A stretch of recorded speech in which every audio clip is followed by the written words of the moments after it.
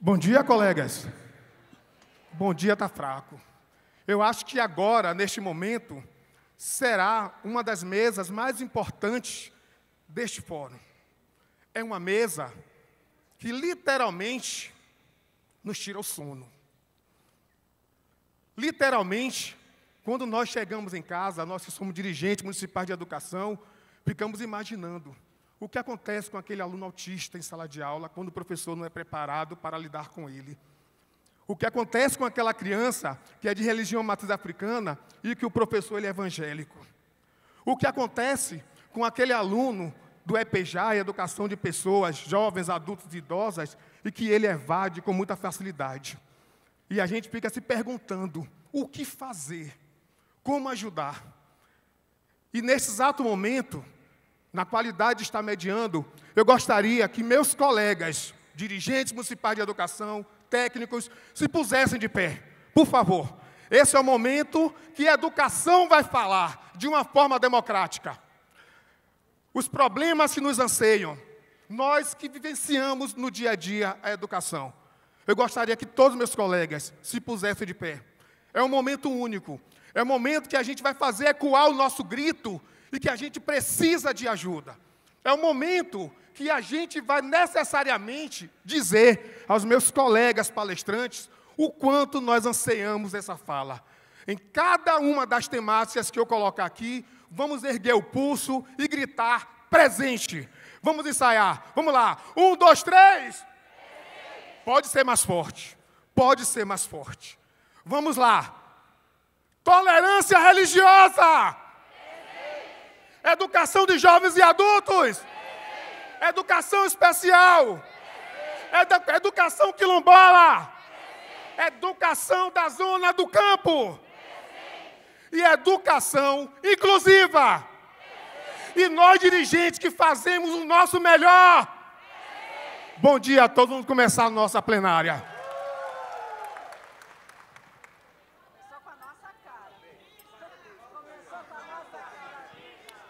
Agora faltou a mais importante, gente. Por favor. Eu vou simplesmente. Vamos agora. E eu tenho certeza que esse grito vai ecoar com muito mais força. Porque a instituição que eu vou chamar agora, ela é a guardiã, né, minha amiga Aurélia, da educação pública municipal. Um time! É isso aí. Vamos lá. Espera aí, gente. Eu já estou fazendo, olha só, para tudo. Olha só, eu já comecei a agir de forma indiferente. Se eu vou falar sobre as diferenças, como é que eu posso esquecer dessa população indígena? É isso aí. Agora, se os aplausos para vocês, meus queridos. Bom,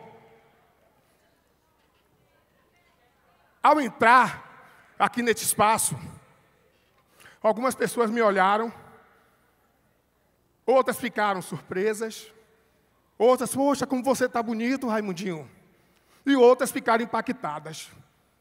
Esse é o nosso olhar para o diferente. A gente está acostumado, literalmente, com o tradicional, com o formal.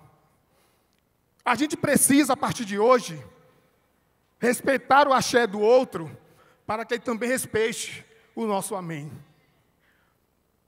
É preciso saber incluir, e que nessa inclusão a gente não segregue. Esta plenária vai ser um momento único da Undime.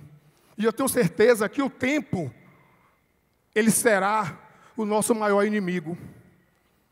Porque muitas perguntas surgirão, porque nós estamos inquietos. Nós precisamos de ajuda. Precisamos ouvir de vocês, literalmente, o que é que a gente pode fazer nas nossas redes. Aqui tem município de pequeno, médio e grande porte, mas os problemas são os mesmos. O Ministério Público manda colocar um atendente de classe para um aluno especial. Aí vem o nosso prefeito e diz que não tem dinheiro e eu não posso aumentar o índice prudencial. E o que fazer? Então, meus queridos colegas, para começar a nossa plenária, eu gostaria de convidar o professor André Lázaro. Ele é formado em Letras pela Universidade Federal do Rio de Janeiro, mestrado e doutorado em Comunicação e Cultura pela UFRJ, diretor de Políticas Públicas da Fundação Santillana, integrante do Laboratório de Políticas Públicas da Universidade Federal do Rio de Janeiro, Estadual do Rio de Janeiro, pesquisador, professor associado, aposentado, integrante do Conselho Deliberativo do Fundo Baobá para a Equidade Racial. Então, neste momento, eu passo a palavra para o nosso amigo André Lázaro.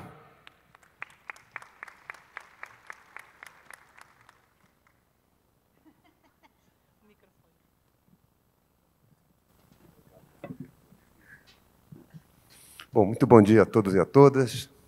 Queria começar agradecendo a abertura que tivemos, que é uma homenagem justa a essas chamadas modalidades da educação, mas que, na verdade, esse nome só esconde pessoas atrás delas.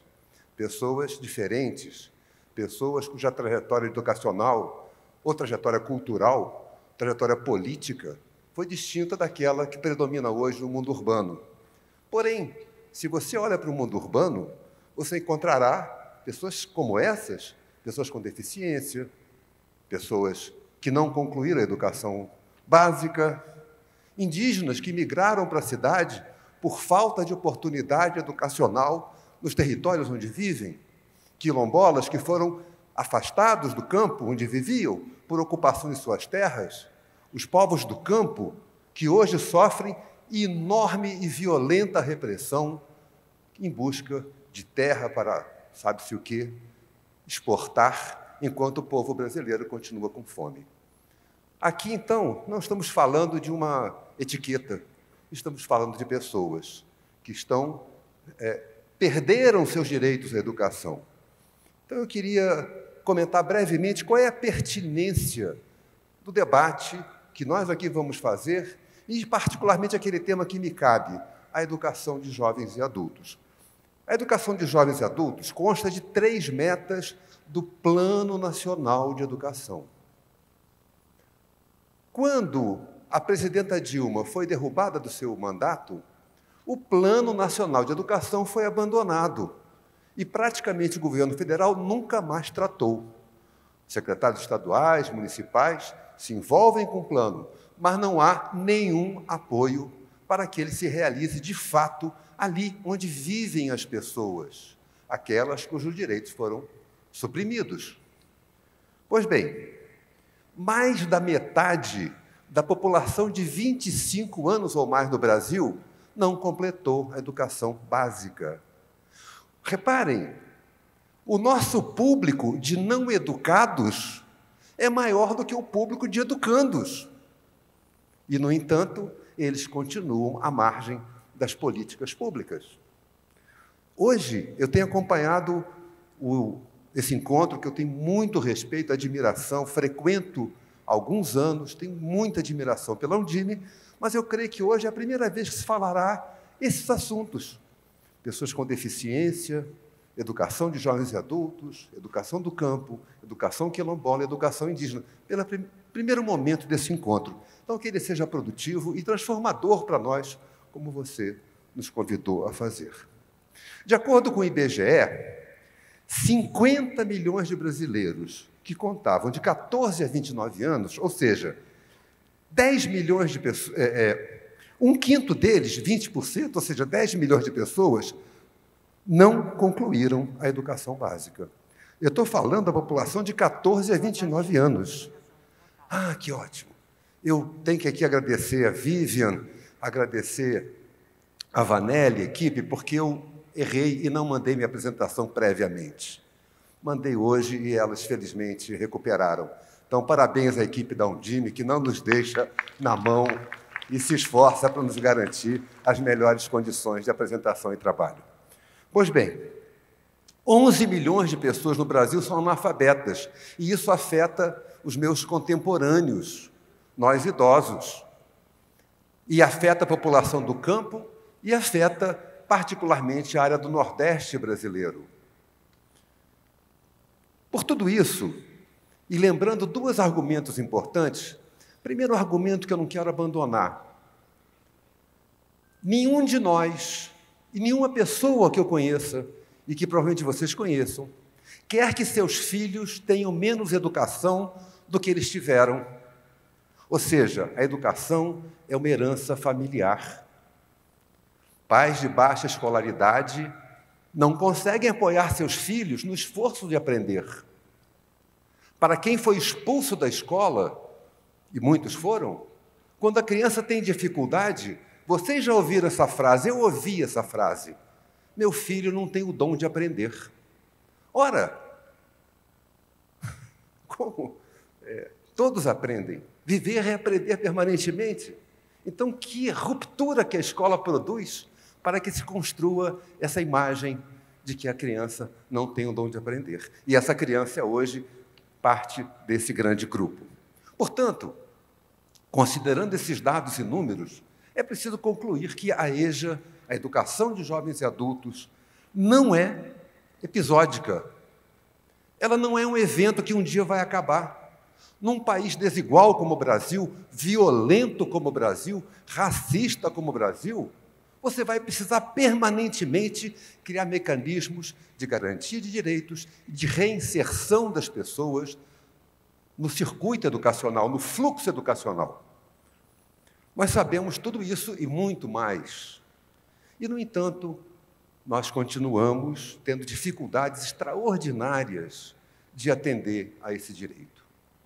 E não só da educação de jovens e adultos, mas aqui os colegas falarão com mais propriedade sobre os temas que compõem essa mesa. E, por fim, terminando, eu fiz um slide, será que ele entra aqui agora? Tá bom. Em que eu titulei Raízes, Folhas e Frutos da Desigualdade. E queria deixar um conjunto de 4 perguntas para nós. Quem são os sujeitos que têm direito à educação de jovens e adultos? Qual é a sua classe, a sua raça, a sua cor? Em que território vivem? Quem se beneficia da baixa escolaridade da educação brasileira? Olha nós, obrigado, Vivian. Se puder passar para o próximo slide e o seguinte. Me dá obrigado. Quem se beneficia da baixa escolaridade da população brasileira? Esses são os dados que eu apresentei e essas as questões que eu vou deixar para nós. Alguns dados informam. Se alguém tem educação superior, ela recebe um salário 250% maior de quem não tem escolaridade. Como é bom ter gente sem escolaridade para receber salários irrisórios depois de uma reforma trabalhista que suprimiu direitos. Como é conveniente para alguns setores da atividade econômica brasileira. Há quem se beneficie dessa pobreza. Há quem tire proveito desta ignorância. Nós estamos vendo isso hoje. Portanto, essa pergunta não é uma pergunta para as pessoas que perderam os direitos. São perguntas para nós, que temos compromissos e responsabilidades. O que nós podemos aprender com a educação de jovens e adultos? Talvez aprender a construir um país mais justo, não racista, não homofóbico, um país que acolha as pessoas. Isso a educação de jovens e adultos pode nos ensinar. Então, que esse encontro tão maravilhoso da Undime, vocês sabem o que é maravilhoso olhar essa plenária cheia de pessoas comprometidas e ter a esperança de que nós vamos transformar essa realidade com o trabalho, com a nossa solidariedade e com o papel fundamental que a Undime desempenha ao construir esse fórum de debate. Eu queria agradecer, mas antes dele dizer que hoje, 2 informações que eu quero dar que são, acho que para nós, relevantes. Primeiro, na pasta que vocês receberam tem um livro que eu tenho muito apreço por ele, é o livro das lives, o livro que nós construímos a partir da Fundação Santiliana, recolhendo o debate das lives que temos feito desde 2020, quando começou a pandemia, até agora. E esse livro é uma homenagem a uma pessoa muito querida por nós e por muitos educadores, que é o Miguel Thompson, que trabalhava conosco, eu fico até emocionado, e faleceu de um câncer no ano passado. Então, nossa homenagem a esse educador. E, por fim, motivo de alegria, hoje, às 18h30, vamos lançar um livro que temos muita alegria de ter feito juntos com o SEDAC, que é Direção, uma sugestão, orientação, contribuição para que os diretores de escola tornem o seu ambiente escolar mais acolhedor, mais propício à aprendizagem. Deixa eu só comentar um último argumento. Tem uma pesquisa muito interessante feita pela Oreal, aqui na região da América do Sul, sobre a aprendizagem das crianças e jovens e quais os fatores que mais impactam a aprendizagem. O primeiro fator que mais impacta a aprendizagem é a escolaridade dos pais. É o que eu digo, a educação é uma herança de classe. Temos que torná-la um direito de todos. E como? O segundo fator de maior impacto na aprendizagem é o clima e o ambiente escolar. Nossas escolas têm potência para transformar o Brasil. Vamos juntos. Muito obrigado pela atenção.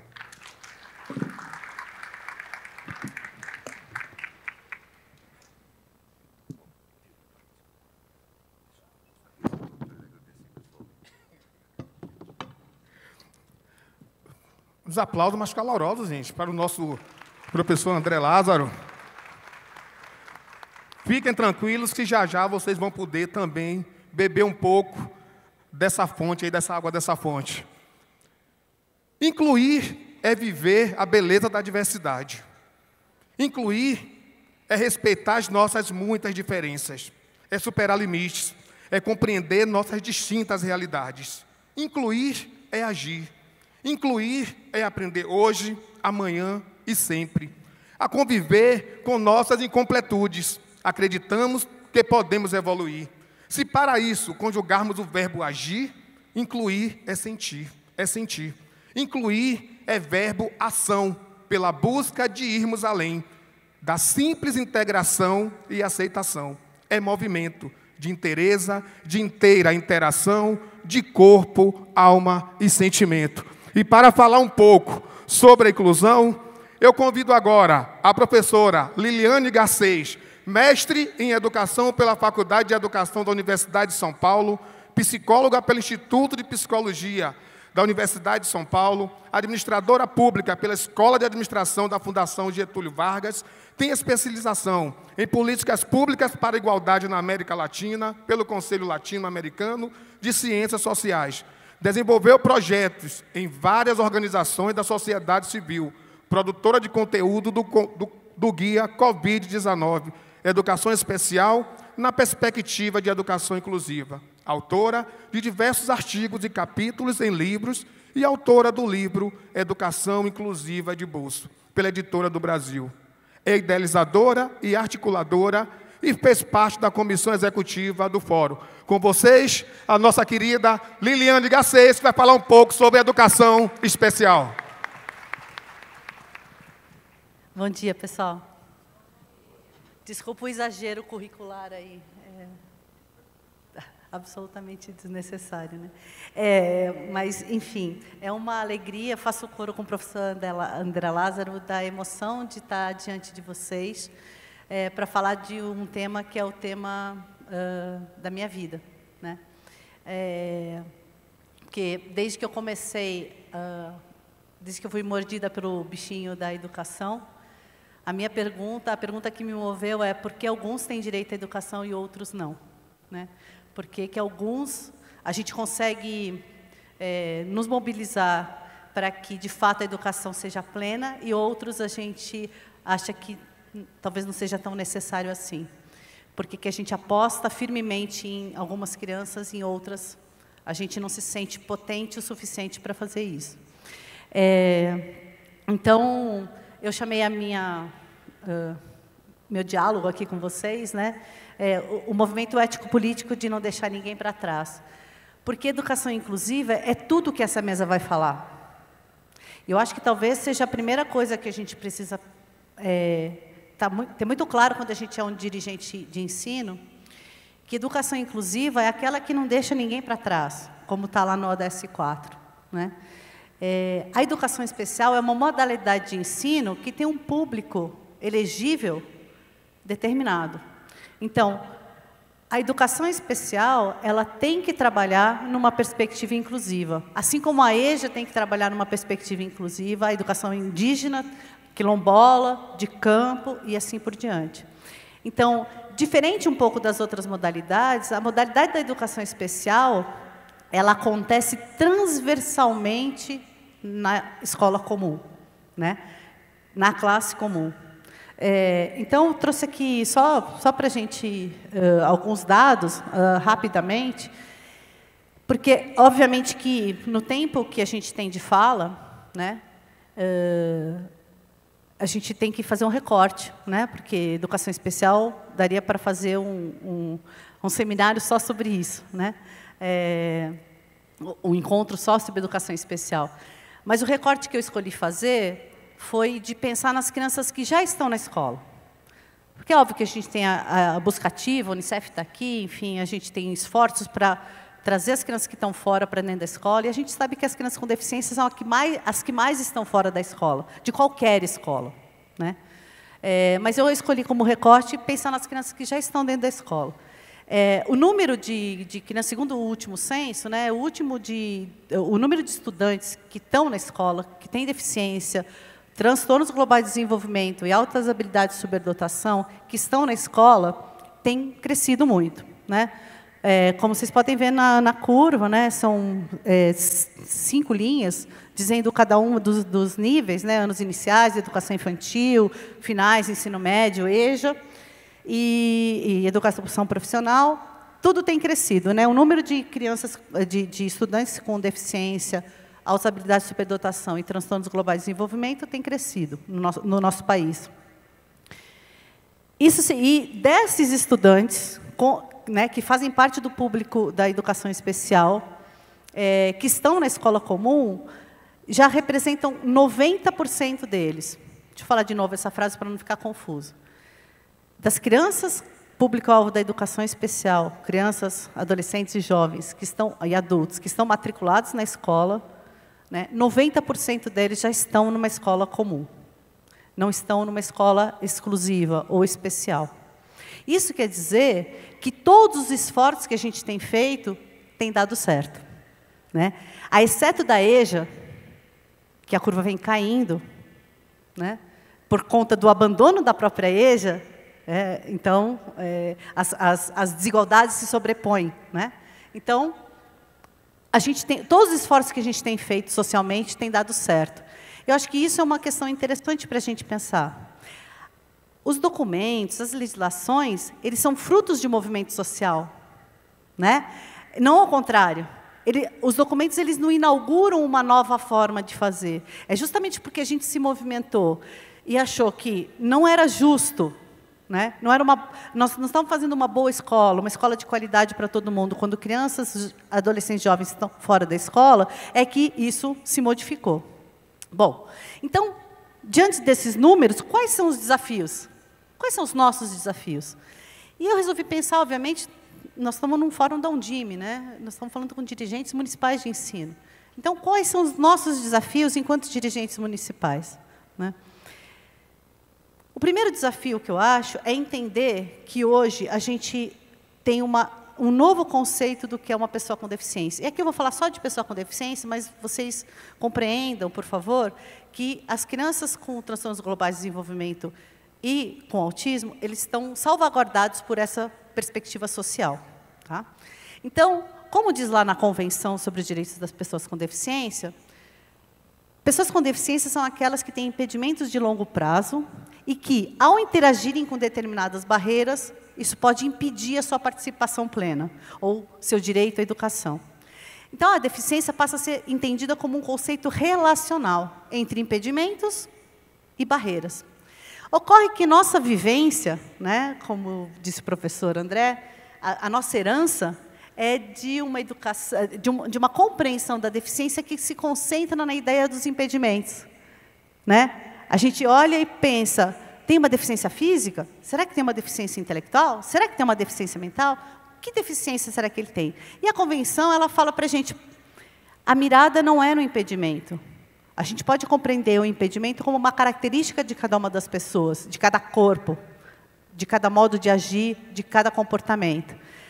O que a gente tem que prestar atenção é na relação que esse impedimento com determinadas barreiras produz. E esse produto pode ser uma deficiência. É um conceito absolutamente revolucionário, né? E essa convenção, fala assim, nossa, mas é uma convenção da ONU. Porque, não, justamente a convenção ela foi feita porque esse direito é violado cotidianamente. Por ele ser violado, é que a gente faz uma convenção. No nosso país, essa convenção ela foi ratificada com status de emenda constitucional. Foi o primeiro documento de direitos humanos que seguiu essa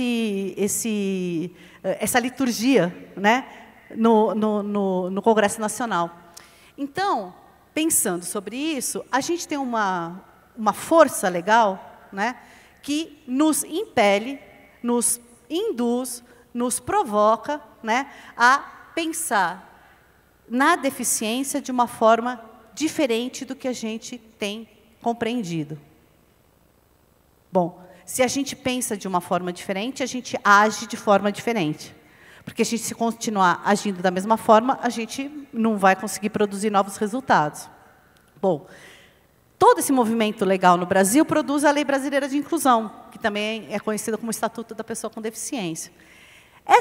A LBI, ela coloca para a gente, né, toda essa atualidade do conceito da pessoa com deficiência. Porque ela não característica... Sabe como a gente costuma fazer?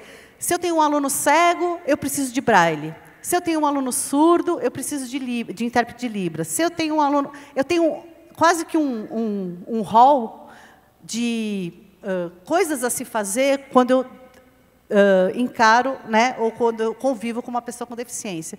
E o que a Convenção nos provoca é sair desse checklist. Olhar primeiro a pessoa. Por isso a ideia de pessoa com deficiência, a pessoa na frente da deficiência. Então, a LBI, neste caminho, ela começa a definir o que é barreira. Porque a gente, às vezes, na escola, né, nos nossos municípios, a gente se preocupa muito em pensar no impedimento. Porque a gente acha que, a partir de conhecer muito sobre o impedimento, a gente consegue fazer uma educação melhor. A LBI nos provoca a olhar para a barreira também, né? E ela fala, né, que a barreira, então, é qualquer entrave, obstáculo, atitude ou comportamento, né? Porque no movimento das pessoas com deficiência no Brasil e no mundo, está posto que o que impede, a barreira que mais impede é a barreira atitudinal, né? Porque é essa barreira que nos impede de perceber a pessoa com deficiência como uma pessoa. Bom, para dar conta disso, a LBI, então, relaciona a barreira com a acessibilidade e não com o impedimento, né? Justamente tentando sair desse checklist. Pensando na acessibilidade, a gente pode mudar a chave conceitual de interação com os estudantes com deficiência, altas habilidades e transtornos globais de desenvolvimento. Por quê? Porque a gente passa a compreender, primeiro, quem é aquela pessoa, com todas as suas características, inclusive a deficiência ou o transtorno, e passa a perceber quais são os quesitos de acessibilidade que a gente pode mobilizar para que a criança, ou adolescente, ou jovem, ou adulto, tenha acesso ao currículo. Então, para mudar esse fluxo de pensamentos e ações, eu pensei em quatro dicas, vamos dizer assim, né? Partir do geral para o específico. A gente, quando percebe um aluno com deficiência, a gente imediatamente mobiliza apoios específicos, às vezes muito antes de tentar questões comuns, que seriam para todos, né? Então, a gente pensa no específico antes, né, do geral. E a proposta de uma educação especial que trabalha na perspectiva inclusiva é partir do geral para o específico, ou seja, a partir do conhecimento dessa relação entre impedimentos e barreiras, eu vou pensar em especificidades e em apoios que talvez sejam necessários. Sim, porque educação inclusiva não extingue apoios específicos, ela só deixa para um segundo momento. Eu primeiro conheço a pessoa e depois penso em apoios específicos quando for necessário. Deserquezar saberes. O que eu quero dizer com isso? A educação, quando a gente coloca que o laudo por exemplo, vou chamar de laudo, tá? Quando o laudo é necessário para eu disponibilizar o direito à educação, eu estou hierarquizando esse saber. Ou seja, vale mais o que a saúde diz, vale mais o que o médico diz, do que o que a gente conversa em termos educacionais. Essa hierarquização de saber não quer dizer que vamos deixar de lado o laudo. O laudo é um direito de qualquer pessoa. O laudo é um direito. Mas a gente, em vez de colocar um em cima e o outro embaixo, um dependendo do outro, a ideia é a gente mobilizar redes, né? Redes de apoio. Redes que coloquem horizontalmente a saúde, a assistência, a educação, para que a gente mobilize apoios que são necessários. A ideia do olhar integral e integrado para todas as pessoas. A Convenção também nos instiga a sair do ou e pensar no e. O direito de uma criança com deficiência, de um adolescente, de um jovem, de um adulto, ele é composto. Por isso que ele é diferente do resto das outras modalidades. A modalidade da educação especial é diferente das outras modalidades, porque ela nos convida a proporcionar um direito à educação que é composto. Composto por quê? Composto pela educação comum e pelo atendimento educacional especializado. Não é a escolha, não é o que é prioridade, não existe prioridade, os dois são prioridades, concomitantemente. Por isso que a gente fala da transversalidade da educação especial. E aí, pensar para além do checklist. Então, dado que a deficiência é um conceito relacional, inclusão não é a entrada ou a matrícula de crianças, adolescentes, jovens e adultos com deficiência na rede regular, comum. Inclusão é o próprio processo de modificação de atitudes e estruturas desse sistema. Sabe aquela coisa? A gente sabe que aconteceu a inclusão quando a gente se modifica. Quando aquela pessoa que entrou tem potência suficiente para modificar as estruturas. Então, é claro que muitas das coisas que estão postas estão fora da nossa governabilidade, mas nem todas. Mas nem todas. Então, já está colocada na Política Nacional de Educação Especial, na perspectiva da educação inclusiva, lá de 2008, que o laudo ele não é necessário para que a gente oferte o atendimento educacional especializado. Porque o que prevalece, por ser um atendimento educacional especializado, é um estudo de caso. É saber o que aquela criança precisa em termos pedagógicos e educacionais. Ainda que, obviamente, ela possa precisar de outros apoios que sejam da saúde, da assistência, etc. Então, não existe inclusão sem convivência e informação. Por isso, não existe aluno de inclusão. Não existe aluno de inclusão, porque os outros seriam o quê? Se tem alunos de inclusão, os outros seriam o quê? Aluno de exclusão? Aluno, né? Do que seriam os outros? Então, o que a gente tem é justamente que esses estudantes nos provocam, nos oportunizam a pensar diferente do que a gente vem pensando em termos educacionais, por conta de necessitarem um direito à educação que é composto, né? E eles nos instigam a dar um salto qualitativo na educação. Nós estamos falando aí de qualidade, né? Não de benemerência, né? Então, a ideia, né, de uma educação especial que trabalhe numa perspectiva inclusiva é que ela garanta a justiça curricular. Justiça curricular. Se a gente tem uma base nacional comum curricular, isso quer dizer que todo mundo tem que ter acesso a ela. Se todo mundo tem que ter acesso a ela, não tem nenhuma vírgula que fale que tal criança, tal adolescente, tal jovem ou tal adulto não precisa, né? Então, cabe a nós pensar como gerar acessibilidade para garantir esse direito de acessar o currículo comum. Como garantir serviços e recursos que possibilitem essas atividades escolares. E os recursos específicos têm que estar à disposição quando eles forem necessários. Então, para finalizar, que meu tempo acabou, o foco das nossas ações, então, deve estar voltado à eliminação de barreiras. Tentar tirar a deficiência da frente da criança e colocar a criança na frente da deficiência. E pensar nas barreiras. Por que será que ele não está não está acessando o currículo? O que eu posso fazer enquanto educadora, porque eu não sou da saúde, eu não sou da assistência, mas eu posso fazer relações com esses profissionais. Então, como é que eu faço para eliminar as barreiras que estão lá presentes na minha sala de aula ou no meu município? A pessoa está na frente da deficiência e os desafios da acessibilidade só podem ser compreendidos por meio da participação. Eu não consigo prever quais são as questões de acessibilidade. Eu preciso de convivência. Eu posso achar que minha sala de aula é super acessível, mas aí entra uma criança e me coloca em xeque, e eu tenho que repensar.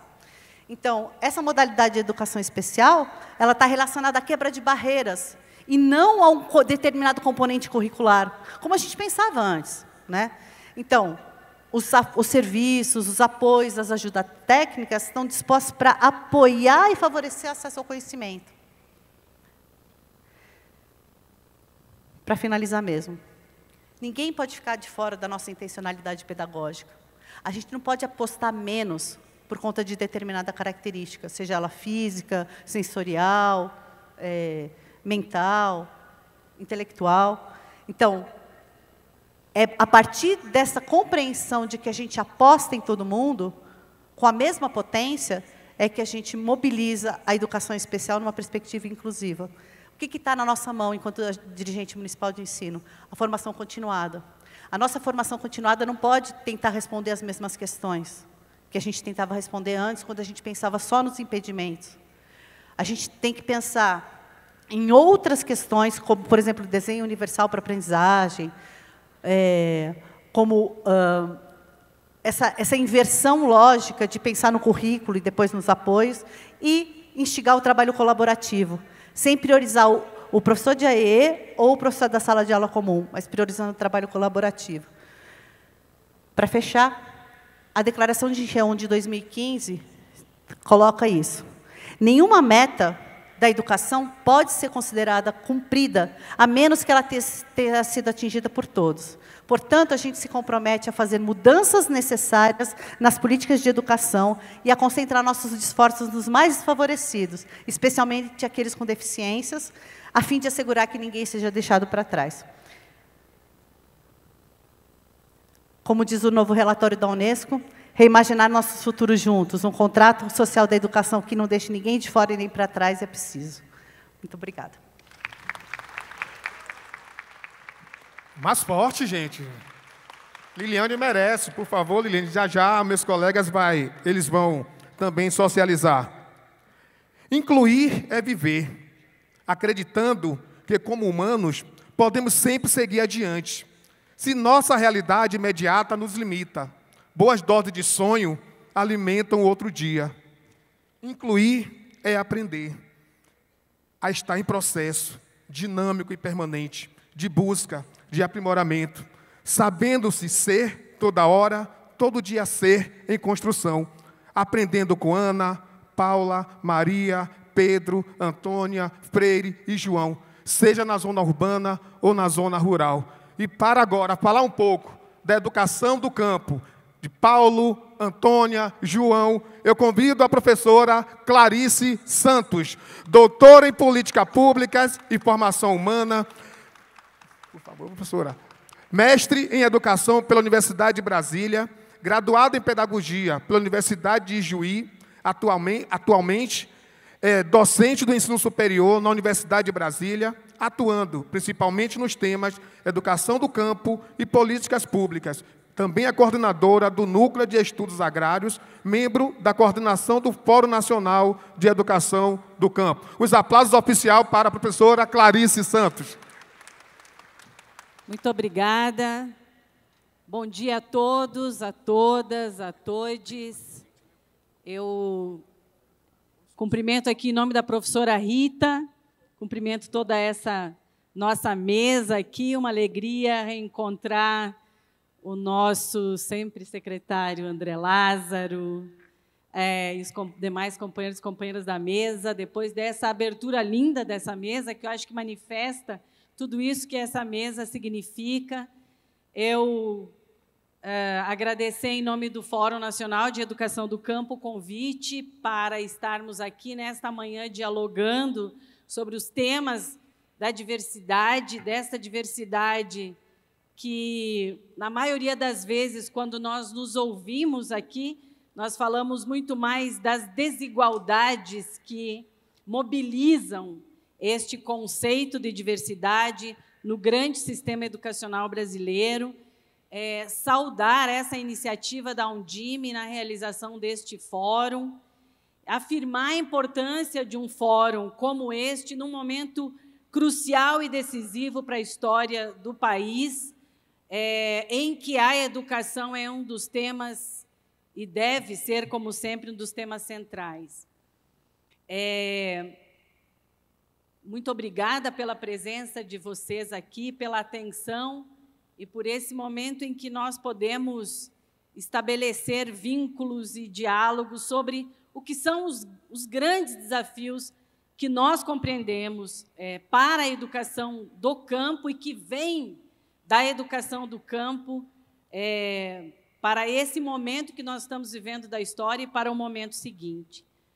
Nós vivemos os anos de 2020 e 2021 como de intensos desafios, em especial para a educação e mais ainda para a educação do campo, para a educação especial, para a educação indígena, quilombola, no nosso país. A pandemia da Covid-19, que vitimou mais de 680 mil pessoas no Brasil, impôs como principais medidas protetivas, ações de higiene, uso de proteção individual e isolamento físico. E a escola, como esse lugar de encontro e de sociabilidade, ficou fechada nesses tempos, obrigando educadores e educadoras a buscarem alternativas para o seu funcionamento, com o uso de tecnologias de informação e comunicação, materiais pedagógicos que assegurassem o acesso dos estudantes e das estudantes aos estudos. Porém, estes desafios se manifestaram de forma diferente, mas, acima de tudo, desigual. E, em relação aos professores e às professoras das escolas do campo, esses educadores, estudantes das escolas do campo, estão entre aqueles e aquelas que se depararam com as maiores dificuldades pelo processo desigual de acesso à internet.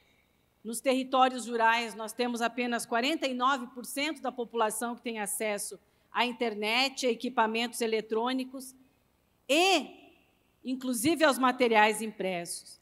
E como historicamente tem ocorrido, a responsabilidade sobre a busca e o acompanhamento aos estudantes e às estudantes recaiu basicamente sobre os professores e as professoras, que tiveram de dispor de recursos próprios, motocicleta, carro, cavalo,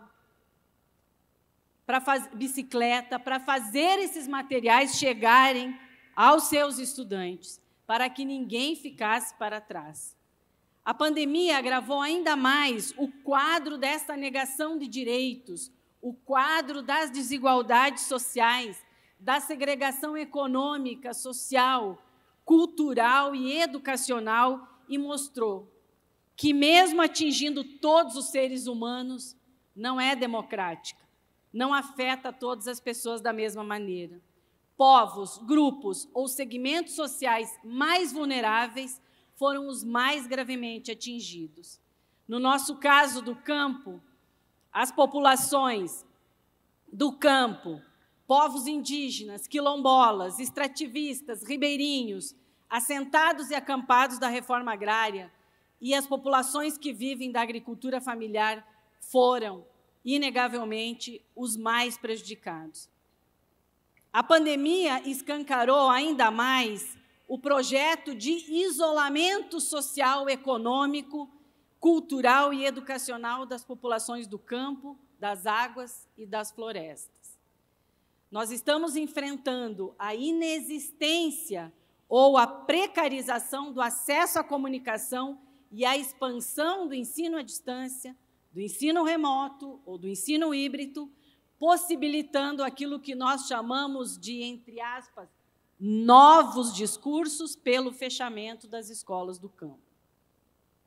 O não reconhecimento da formação em educação do campo, a não existência de vagas e a falta de concursos públicos específicos para os educadores das escolas do campo, isso tudo impõe limites severos à consolidação da educação do campo como um direito.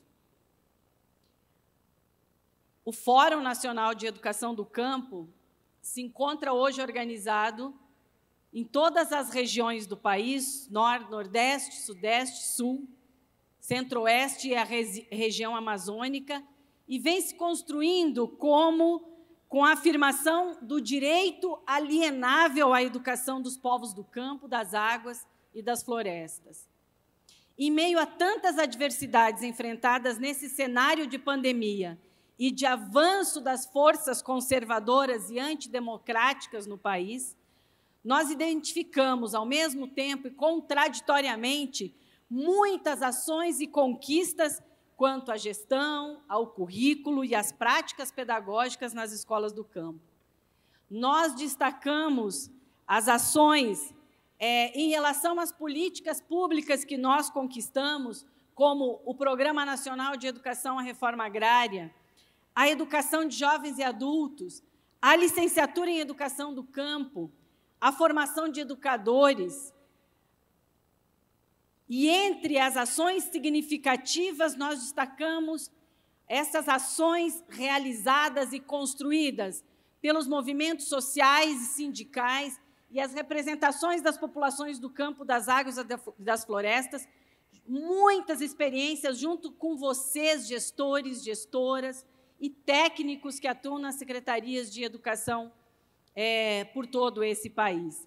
As experiências de currículo construídas coletivamente com a participação das comunidades e dos movimentos sociais e sindicais do campo e outras organizações populares, dos vários segmentos das escolas, dos técnicos das secretarias de educação, seguimos mobilizados contra o fechamento de escolas no campo, que tem se ampliado nos estados, com as articulações, comitês e fóruns de educação do campo e iniciativas conjuntas com o Ministério Público, as defensorias públicas, assembleias legislativas e outras organizações governamentais e não governamentais parceiras. São muitas experiências educativas que se encontram em ação no âmbito da educação do campo.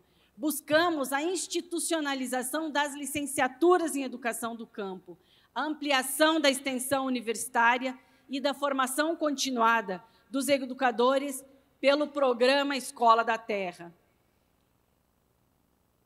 O FONEC compreendeu, nesse período, o seu papel histórico, em que pese esse tempo de retrocessos, mas pela nossa luta pela educação do campo nos últimos 25 anos, nós conquistamos legislação e normativos fundamentais, como as diretrizes operacionais para a educação básica das escolas do campo, que nesse ano completa 20 anos, o decreto da educação do campo, instituído pelo presidente Lula em 2010, e o Pronacampo, instituído pela presidenta Dilma em 2012.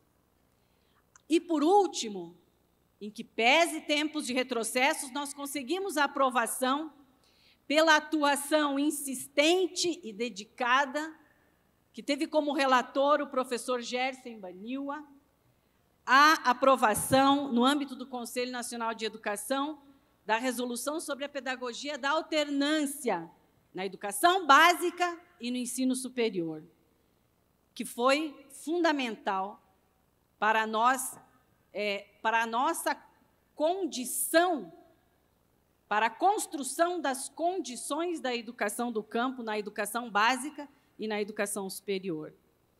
Nosso principal desafio segue sendo a defesa das escolas do campo e de um projeto pedagógico que tenha como centro o diálogo com as populações na perspectiva da qualidade socialmente referenciada, que garanta o padrão exigido pela atual LDB e pela Constituição Federal. Esta chaga do fechamento das escolas continua aberta e sangrando.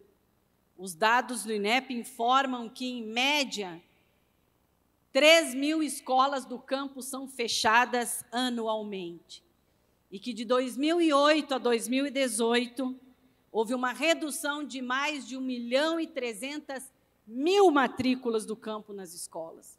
Nossa pergunta é: para onde foram essas crianças, estes adolescentes e estes jovens? Para o FONEC, defender as escolas do campo significa se colocar na condição de ator desse processo, junto com o poder público municipal e estadual, frente a um conjunto de exigências que se somam.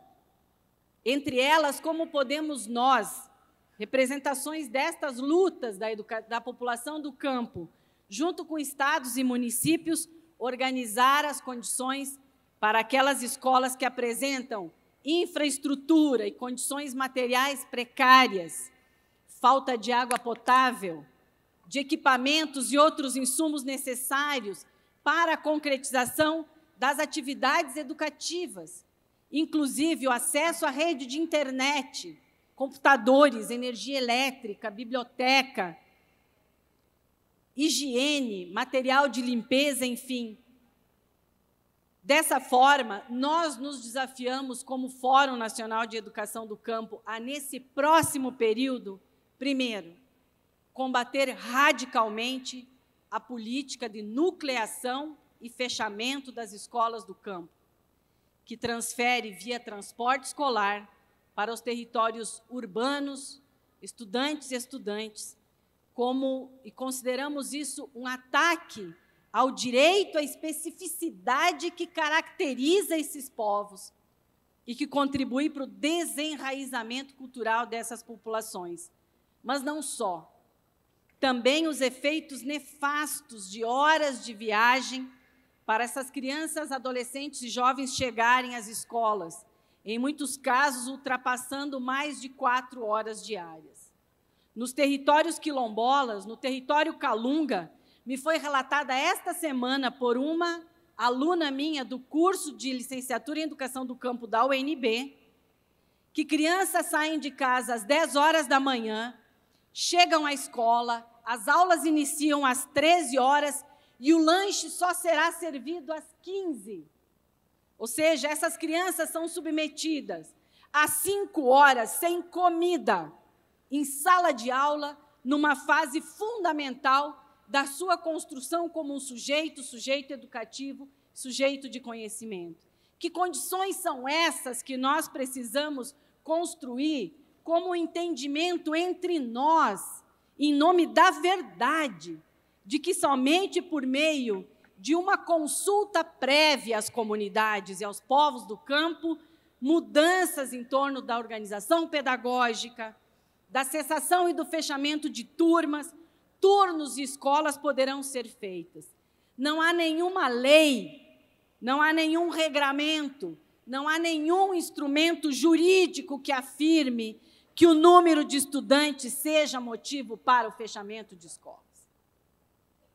Segundo, manifestar a precariedade que se verifica nas políticas implementadas na oferta de educação básica, que a pandemia apenas ressaltou. Por exemplo, o analfabetismo verificado em crianças que estão em níveis elevados de escolaridade. E manifestar a Undime, ao CONSED e ao Conselho Nacional de Educação a nossa parceria para nos posicionarmos e atuarmos no enfrentamento dessas desigualdades e assegurar a manutenção da qualidade da educação. E manifestar aqui a nossa contrariedade e a nossa luta contra a educação à distância, o ensino híbrido e o ensino domiciliar na educação básica. Nós temos fortalecido os espaços de articulação com o Ministério Público, Defensoria Pública, fortalecendo a garantia desse direito à educação dos povos do campo, das águas e das florestas nos seus territórios, já assegurado na legislação e nas políticas e programas educacionais. Terceiro, assegurar a alimentação saudável e diversa para os estudantes das escolas do campo, fazendo cumprir a Lei Federal número 11947, que determina que o mínimo de 30% da alimentação escolar seja fornecida diretamente da agricultura familiar ou de suas organizações, priorizando os assentamentos de reforma agrária, as comunidades tradicionais e quilombolas. Quarto, lutar pela universalização e o acesso à educação infantil do e no campo, né? Reconhecendo a luta feita aqui, historicamente, nos últimos 20 anos da educação do campo, junto com as instituições públicas, por esse direito. E fiquei muito contente e alegre de encontrar aqui a professora Rita, que esteve na mesa anterior, que contribuiu muito para essa construção. Persistir nesse compromisso com a alfabetização de jovens e adultos do campo, nessa perspectiva de territórios livres do analfabetismo, e organizar a EJA nas escolas do campo e oferecer as condições para a sua escolaridade. Por fim, nós estamos construindo, nós estamos trabalhando, nesse momento, no que nós denominamos de plataforma da educação do campo, para inseri-la no debate eleitoral e pós-eleitoral, na perspectiva de um cenário favorável à ampliação do direito à educação contra o cenário do direito às armas. Nessa perspectiva, em relação às escolas do campo, nós definimos 3 pontos principais dessa nossa plataforma. Primeiro, implementar políticas públicas estruturantes da escola do campo, conforme estabelece as legislações específicas da educação do campo, demarcando o fortalecimento do Programa Nacional de Educação do Campo, PRONACAMPO, instituído, com estrutura no Ministério da Educação e financiamento para a sua efetivação, de modo a combater o fechamento das escolas no campo, a política de nucleação vinculada ao transporte escolar do campo para a cidade, o analfabetismo nos territórios rurais e o ensino médio com mediação tecnológica. Segundo, afirmar a educação do campo como uma modalidade específica da educação básica, de modo a reconhecer e visibilizar esta diversidade sociocultural e territorial que constitui a educação infantil, a educação das pessoas com deficiência, a educação de jovens e adultos nos territórios do campo, das águas e das florestas, confrontando com a reforma do ensino médio, que se referenciam, na nossa compreensão, por uma perspectiva urbanocêntrica da educação e de interesse unilateral e empresarial da educação. E, por último, nós reivindicamos e reconhecemos como legítima a participação do Fórum Nacional de Educação nas comissões de monitoramento do financiamento da educação nas escolas situadas nas áreas rurais, assim como dos planejamentos de programas e projetos educacionais, de modo a inserir no novo Plano Nacional de Educação um aumento considerável de recursos por estudantes das escolas do campo, necessário para que vocês, secretários, secretárias, técnicos e assessores das secretarias municipais de educação possam promover o desenvolvimento de processos educativos com qualidade social, que requer o acesso à permanência dos estudantes na escola, a gestão democrática, o enfrentamento da precarização das escolas do campo e o desenvolvimento de plataformas públicas para as atividades educativas. Nessa perspectiva é que nós nos manifestamos aqui, neste Fórum Extraordinário da Undime, e, mais uma vez, reafirmar a nossa disposição pela permanência deste diálogo, pela constância desse diálogo. Nós não estamos em lados opostos, nós somos parte de um mesmo processo, e onde nós conseguimos estabelecer avanços importantes e significativos, foi onde nós construímos processos coletivos e colegiados dos movimentos populares sociais vinculados à educação do campo, com gestores e gestoras municipais, estaduais e federais da educação, e aqui seguimos na disposição da manutenção e do aprofundamento deste diálogo. A educação do campo é um direito das populações, dos povos do campo, das águas e das florestas, e é um dever do Estado, como estabelece a nossa Constituição Federal. A educação é um direito, raízes se formam no campo, fechar escolas é crime, escola é vida na comunidade. Muito obrigada, um grande abraço a todos e a todas, e nós seguimos aqui nesse diálogo. Peço desculpas pelo alongamento do tempo, acho que extrapolei muito.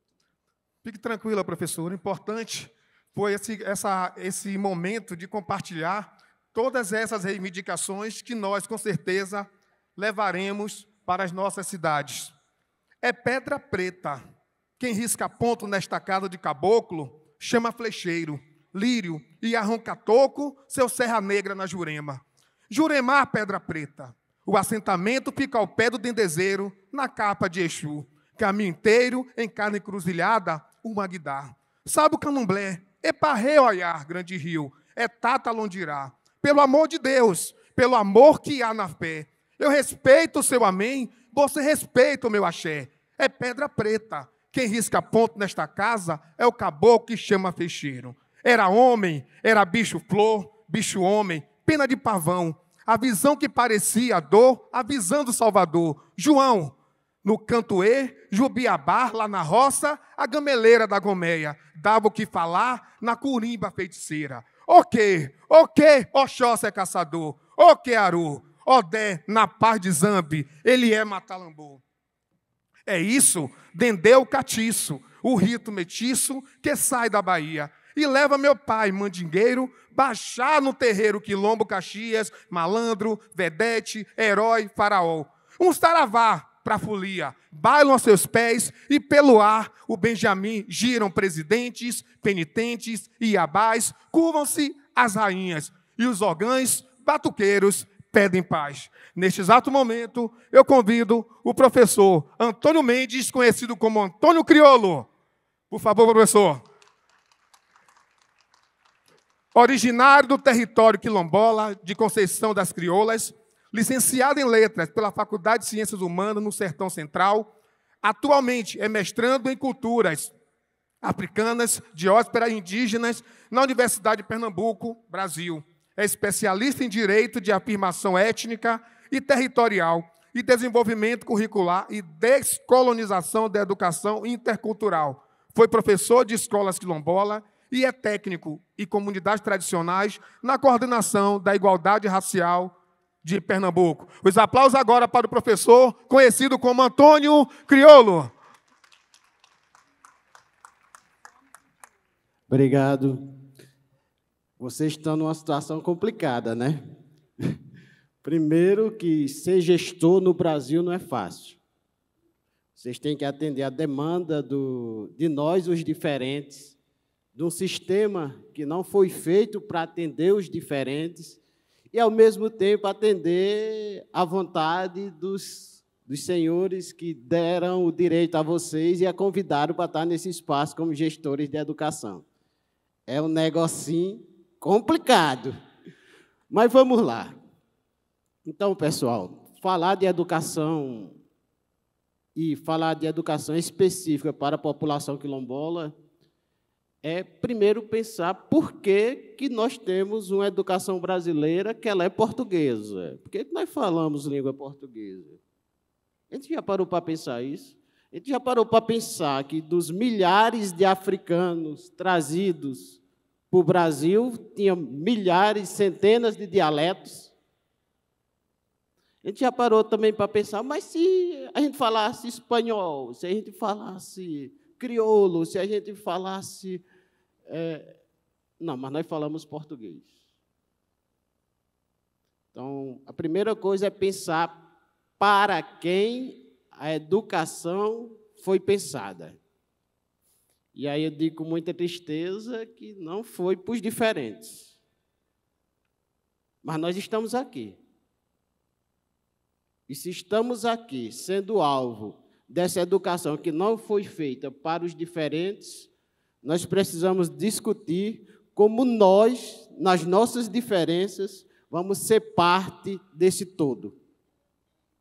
Mas é muito mais fácil para nós pensar uma educação nivelada. Mais fácil é a gente passar o rodo. Não, tem o meu livro curricular que ele vai atender a educação básica. Nela eu não preciso analisar se os diferentes estão representados ou não. Afinal, eu estou tentando qualificar o meu povo para o vestibular. Porque a nossa escola, infelizmente, ela tem sido pensada para um momento único na vida, o vestibular ou o Enem. Mas nós, quilombolas, nós pensamos numa dinâmica diferente. A primeira coisa é compreender que a primeira lei de educação desse Brasil, ela disse que o negro não poderia ter acesso à escola pública. E que essa lei vigorou até agora na Constituição Federal. Então, formalmente, nosso povo não tinha direito à escola pública. Vocês podem pesquisar no Google aí, está de fácil acesso.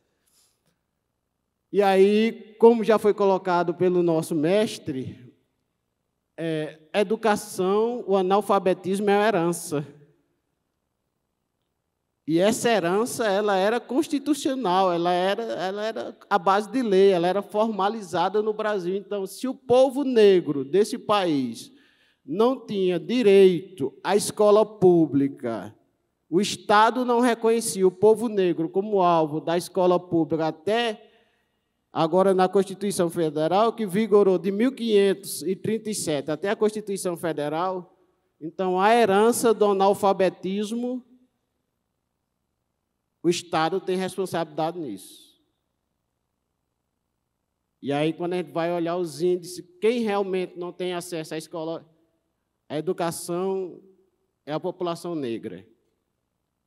E dentro da população negra, tem uma população específica que tem mais dificuldade ainda. Mais dificuldade porque os nossos quilombos, no seu processo de formação, eles foram escolhidos estrategicamente para serem em locais isolados. Trabalhar com os diferentes, trabalhar com pessoas que não têm o hábito habitacional, convencional, social, padrão colocado, ainda mais isolado. Outro negocinho complicado. Mas vocês têm um papel muito importante nesse processo, como discutir a inclusão desse povo no sistema de ensino, no sistema educacional. Mas a pergunta que nós precisamos fazer é: que sistema educacional? Que educação o quilombola deve ter o acesso? E nós estamos inovando. E eu queria que levantasse a mão aí quem no seu município tem uma escola quilombola. Temos bastante, viu? Temos bastante. Não se apavore, que tem bastante. Mas nós estamos tentando inovar. A primeira coisa é desmistificando. Deixa eu olhar o danado. Eita! Desmistificando. A gente tem dificuldade de compreender o que é educação quilombola e o que é educação escolar quilombola. Educação quilombola é toda a vivência do nosso território. Tudo que a gente vive no nosso território é educação quilombola. O momento que eu estou com minha avó, o momento que eu estou lá no terreiro, o momento que eu estou caçando, o momento que eu estou tomando banho, brincando lá naquele açude, naquele rio gostoso, o momento que eu estou lá nos grupos de lazer, o momento que eu estou rezando, o momento que eu estou me divertindo, o momento que eu estou correndo, o momento que eu estou fazendo minhas trocas, o momento que eu estou plantando, tudo isso é educação quilombola. Porque a educação quilombola é o nosso viver no nosso território. Então, não se preocupem vocês achando que as comunidades quilombolas não têm uma educação quilombola. Nós temos nossa vivência. E se nós temos nossa vivência, automaticamente nós temos nossa educação. Então, nós já temos um caminho aí para onde seguir.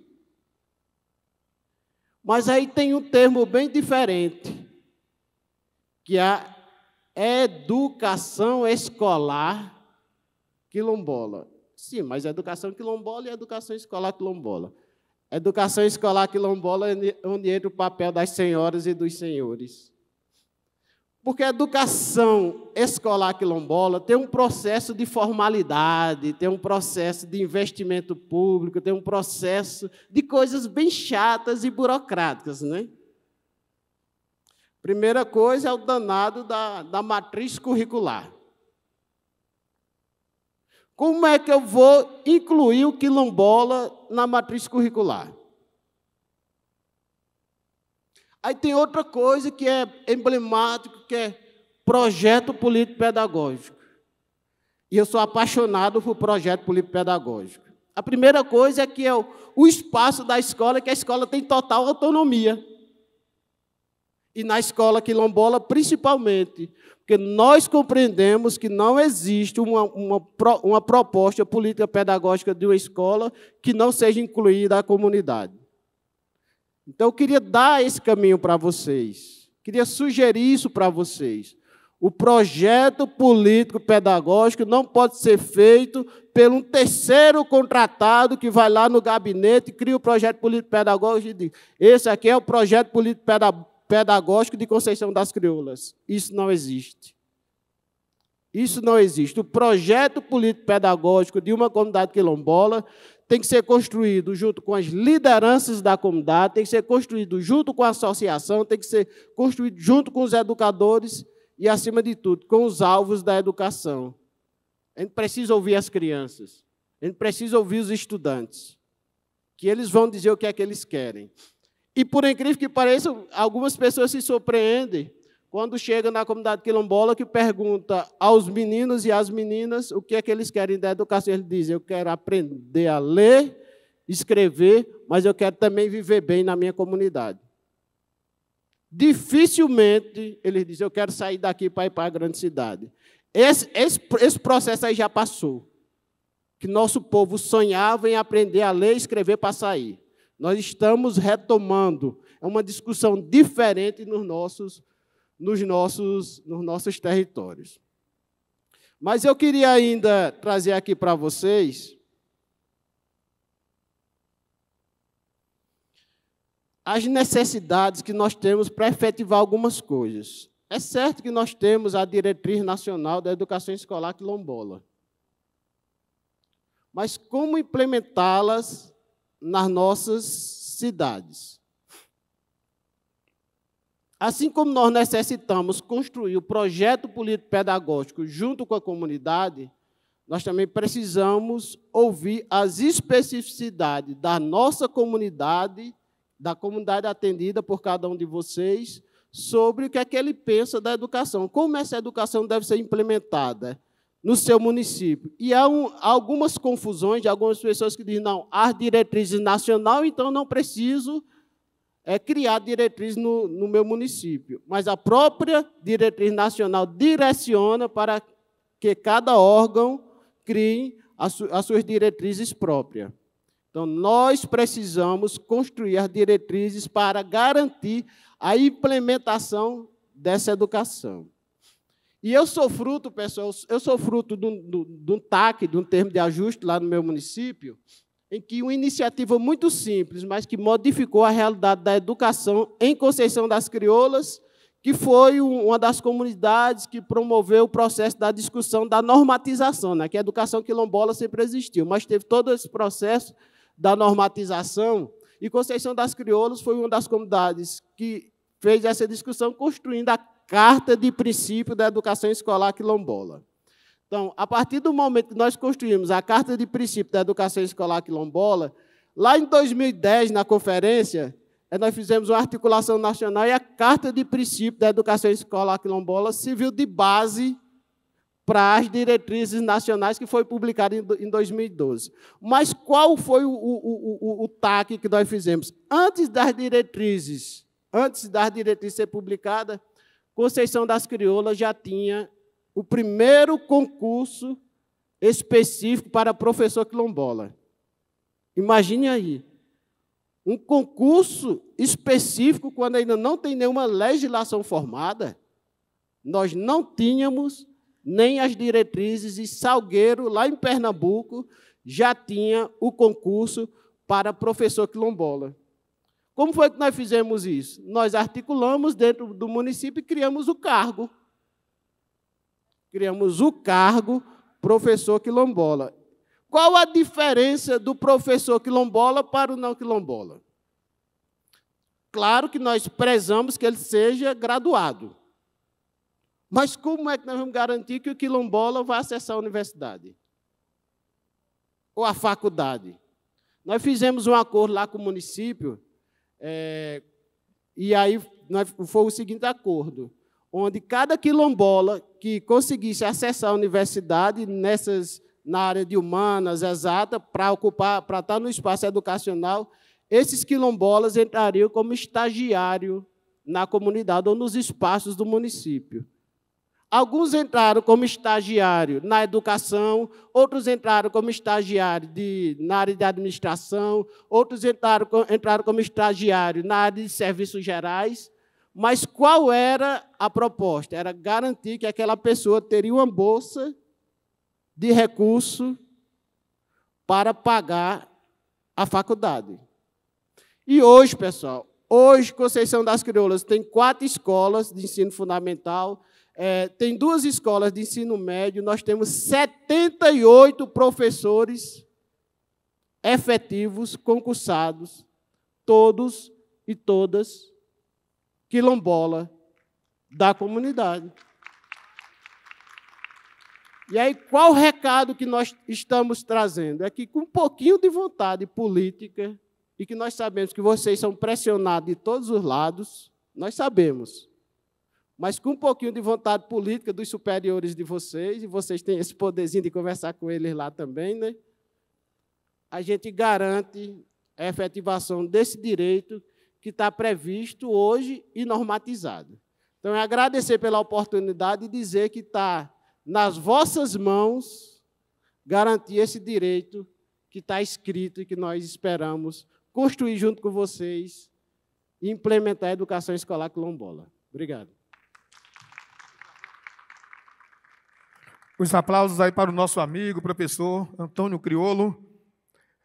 Incluir é pensar, incluir é verboação quando juntos estamos, em qualquer idade, agindo, sendo, vivendo e pensando no como fazer para reaprender, a viver com amorosidade.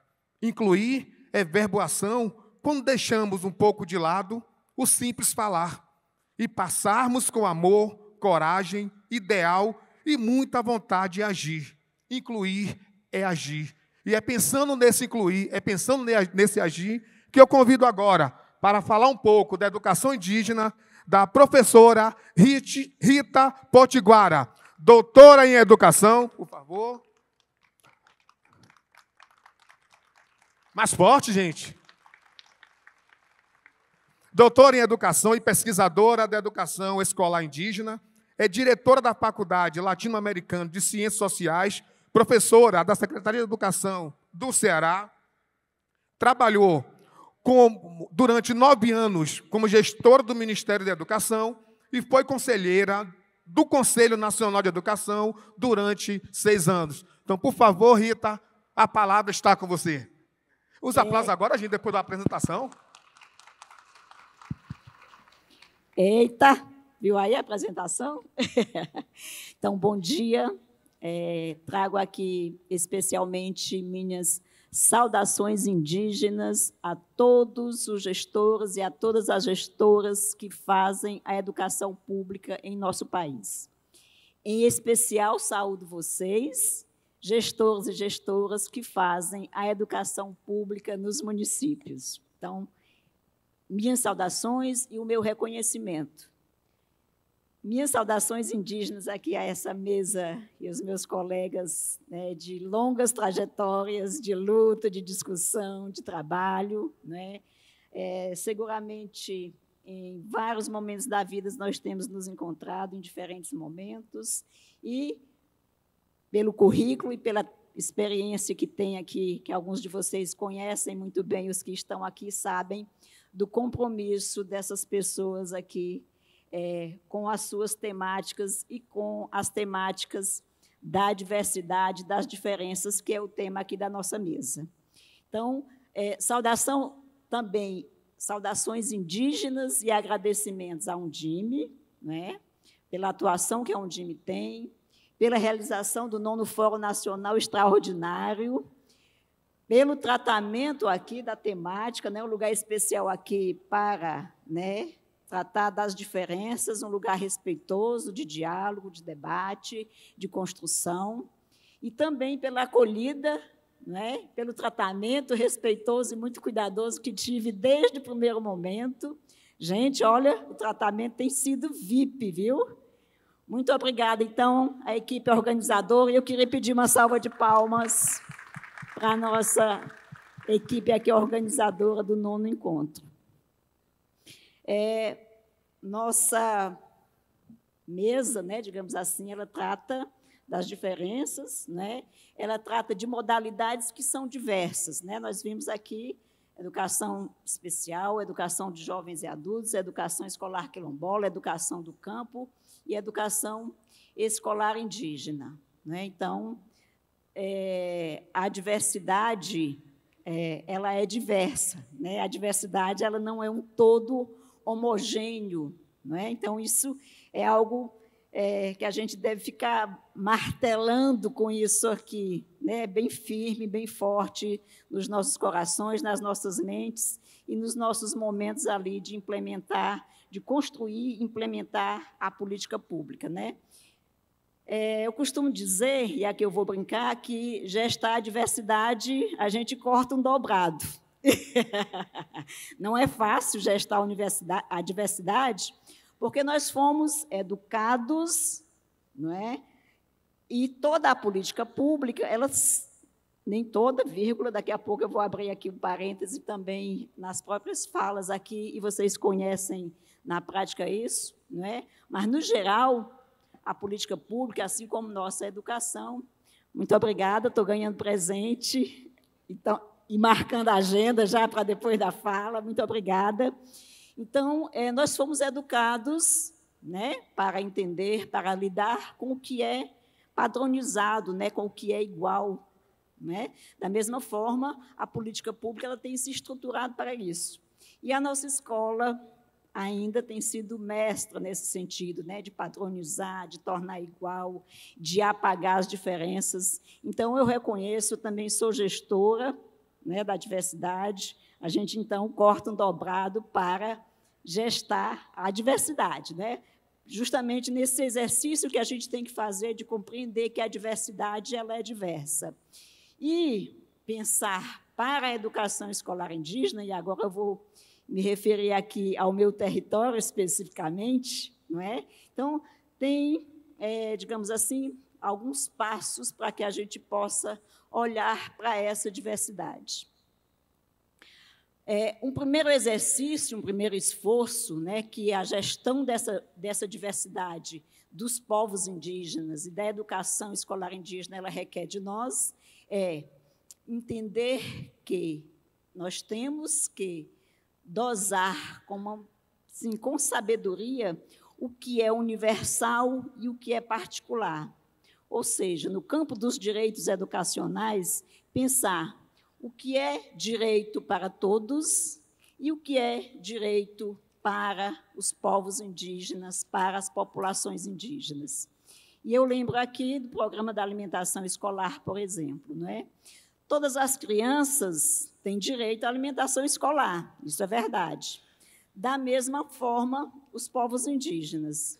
Entretanto, para a oferta da educação escolar para esses povos, eu vou ter que olhar para os hábitos alimentares de determinadas comunidades, que em algumas situações, sobretudo aquelas que vivem em contextos urbanos ou contextos muito próximos, né, de escolas urbanas, têm hábitos alimentares semelhantes, mas tem outros que são completamente diferentes. Portanto, um primeiro exercício é esse: olhar para o direito que todos têm, né, todos os estudantes, e no caso aqui em especial da educação infantil e dos anos iniciais, todas as crianças têm direito, por exemplo, à alimentação escolar, por exemplo, à educação infantil, não é? Mas a gente tem que olhar para as especificidades. Então, um primeiro exercício, um primeiro esforço de nós gestores é isso. E aí a coisa se complexifica um pouco mais, né, quando a gente trata de povos indígenas, porque nós temos também que ver que os povos indígenas, nós não somos um todo homogêneo. Então, nós temos diversidade dentro da diversidade. Olha a complexidade que é. André Lázaro aqui sabe, brigamos muito, mas construímos muita coisa boa enquanto estava na Secadi. E ainda, como pesquisador, continuamos brigando e continuamos construindo muita coisa boa. Temos feito pesquisas nesse sentido, não é? Então, olhar para os povos indígenas, para aquilo que eles têm de diverso, para aquilo que eles têm de diferente. Olha a complexidade que é isso, não é? Nós sabemos, e aí o nosso último censo populacional do IBGE, feito ainda em 2010, deu conta de que existem 305 etnias indígenas. Olha só, falantes de 274 línguas. Olha a complexidade disso tudo, olha a riqueza, olha a beleza, mas também olha os desafios que isso coloca para nós, gestores das políticas públicas. Não é? Portanto, nós temos, dentro dessa riqueza pluriétnica, multicultural, reconhecida na nossa Constituição Federal de 88, nós temos, então, povos que vivem em situações de contatos diversas, uns com contatos mais antigos, como é o caso dos povos potiguara, né, que eu pertenço a esses povos, dos povos potiguaras que habitavam e habitam ainda o litoral nordestino, onde o processo de colonização começou por lá, desde povos, por exemplo, Yanomami, que alguns deles têm situação de contato há 50 anos, e outros com situação de contato menos recente ainda, mais próximo da gente, e outros ainda que não têm, né, vivem em situação de isolamento voluntário e que compõem, portanto, essa nossa riqueza, essa nossa beleza da diversidade indígena do nosso país. Portanto, temos que fazer esse esforço de compreender tudo isso. Se nós temos, então, essa multiplicidade de povos, né, que constituem microsociedades, nós vamos ter, calma aí, não se desesperem, projetos de escolas, projetos de educação que são diferenciados.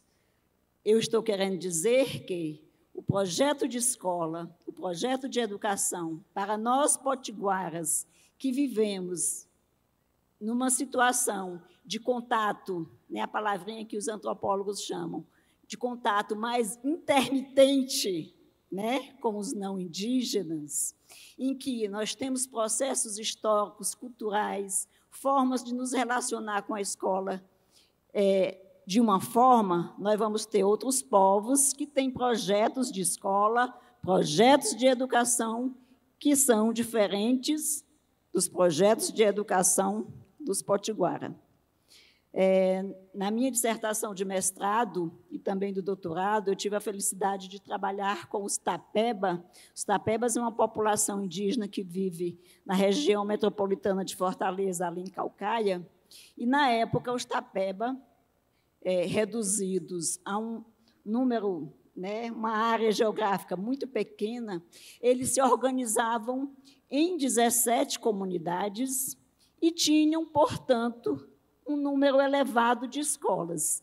E aí, visitando as escolas e conversando com cada um dos professores, das professoras, dos alunos, das alunas, das lideranças, eu entendi que os Tapebas tinham projetos de escola diferenciados dentro da sua própria comunidade, tá certo? Então, é um exercício difícil para a gente entender isso, mas, na hora da construção, da implementação da política pública, essas diferenças devem ser reconhecidas, devem ser valorizadas, não que programas universais, direitos universais, e aqui, quando eu trago essa discussão entre o que é particular e o que é universal, a gente não quer, longe de nós, entender que os povos indígenas não têm o direito também ao que é universal.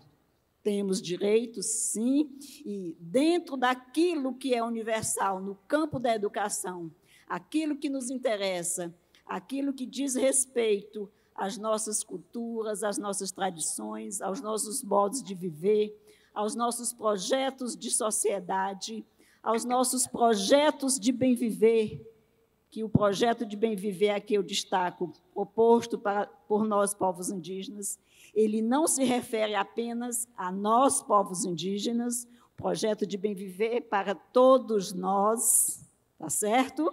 Nós não queremos viver isolados, nós queremos viver em contato, mas numa relação respeitosa, numa relação no campo dos direitos, em que temos direito ao que é universal e ao que é específico, não é?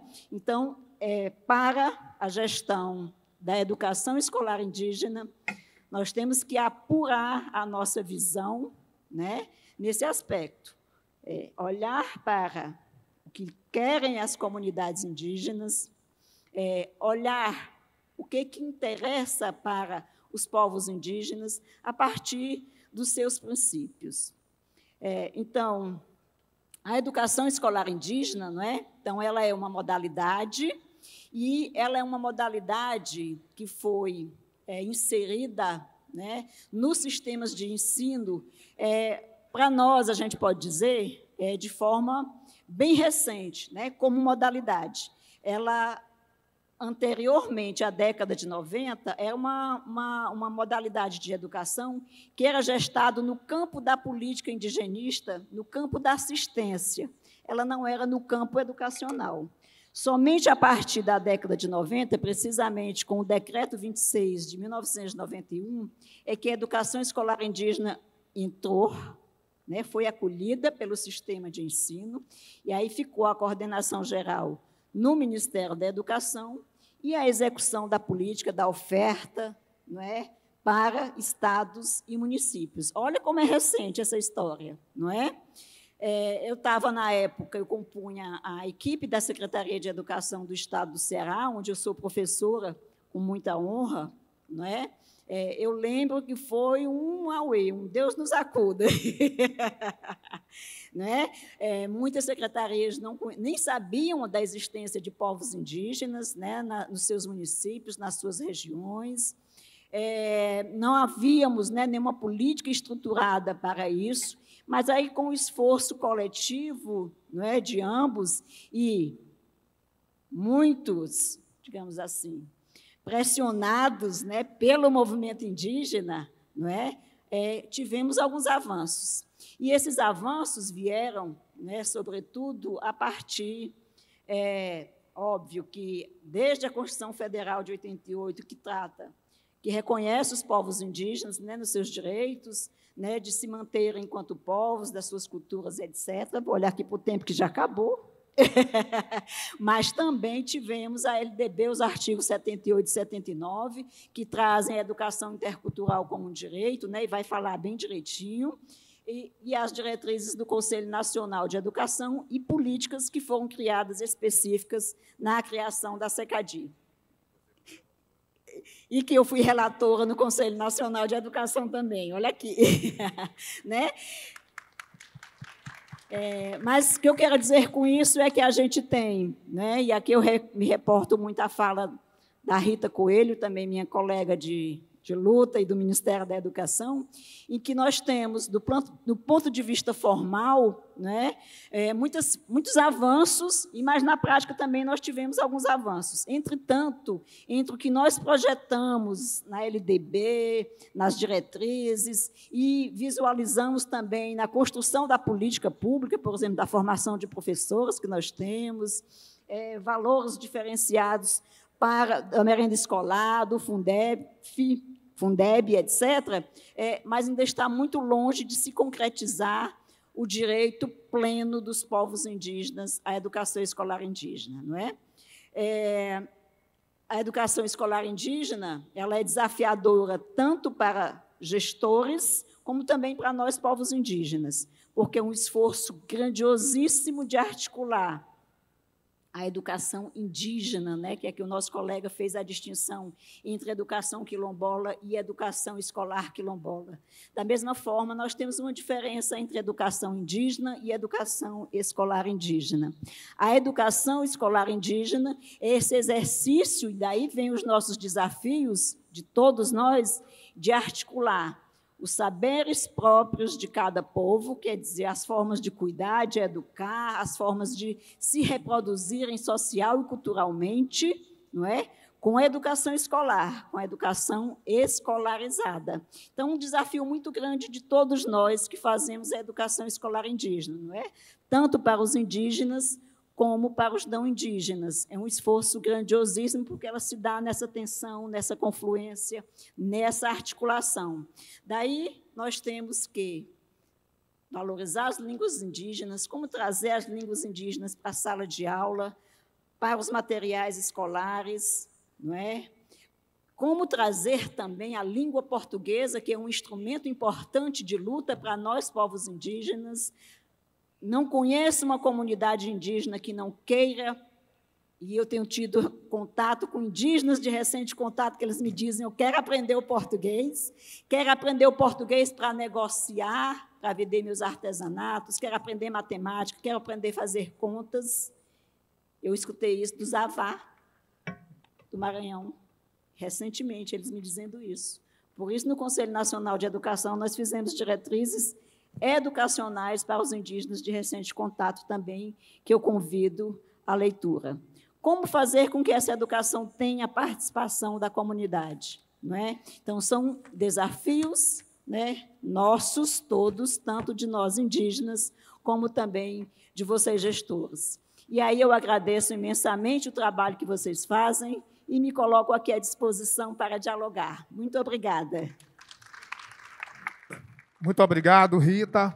Nós vimos que esta mesa, literalmente, ela tratou das diferenças, mas com uma palavra que a gente sempre leva no nosso dia a dia: respeito.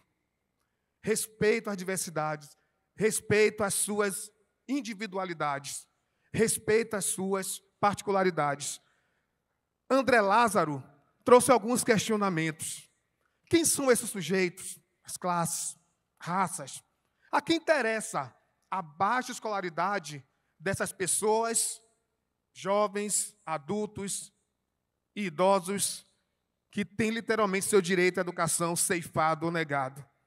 Liliane, na educação especial, ela também trouxe mais algumas indagações, e que a gente vai, a partir de hoje, começar a entender que tipo de impedimentos são esses, quais são essas barreiras que nós precisamos retirar para, de fato, promover uma educação para todos, já que a inclusão não pode, em hipótese alguma, negar direitos.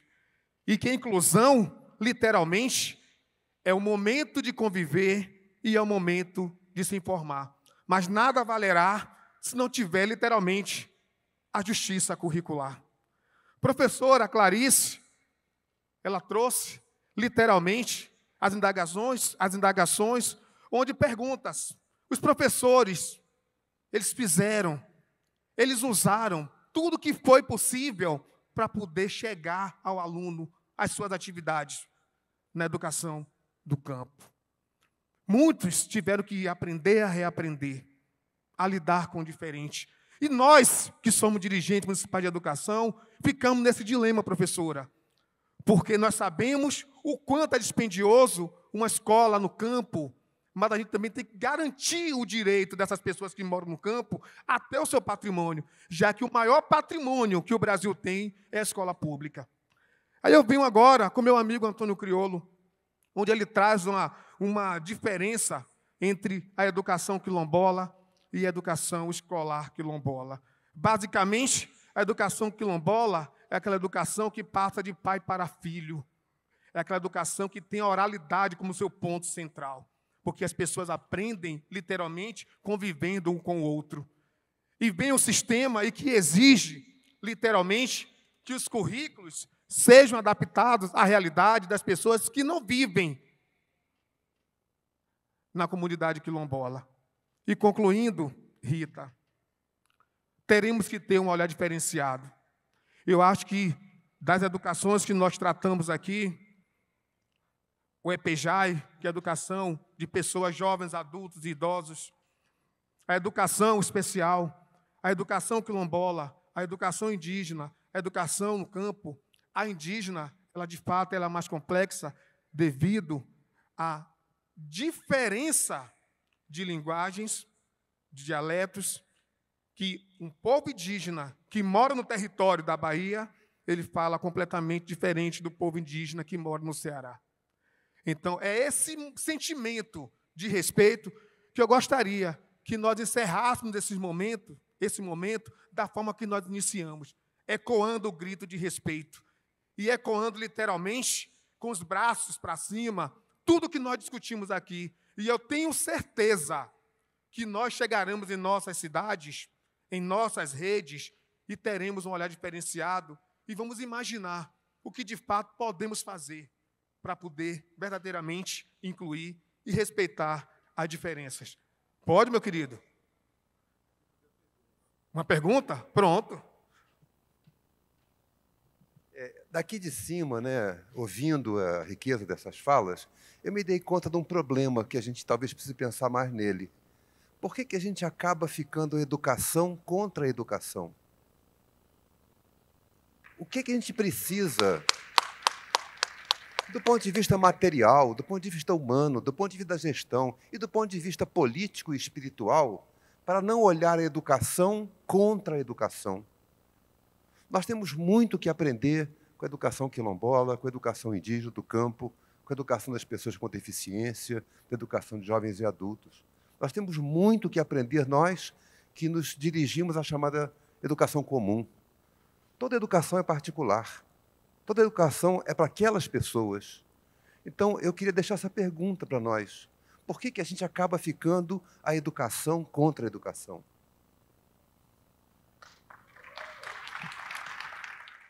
Mais um momento de reflexão. Antes de nós encerrarmos com um momento mágico, no sentimento de que vamos realmente ecoar os nossos cantos, as nossas buscas, as nossas defesas em prol de uma educação pública, inclusiva, equitativa e de qualidade social para todos e para todas, eu vou simplesmente entregar logo o certificado aos nossos participantes e, em seguida, a gente encerra esse momento, tá certo? Com esse grito que está preso na nossa garganta. Vamos aqui, por favor, certificar a professora Liliane Garcês, o professor André Lázaro, a professora Clarice Santos, a professora Rita, o professor Antônio Criolo e o mediador, o professor Raimundinho. Vamos lá, meu povo, para encerrar esse momento, todos de pé. Vamos lá, todos de pé. Bem forte, vamos, olha só. Vamos colocar para fora todas essas nossas inquietações, essas nossas angústias. Do Acre? Pronto, por favor, pode subir um. Pronto, é isso aí.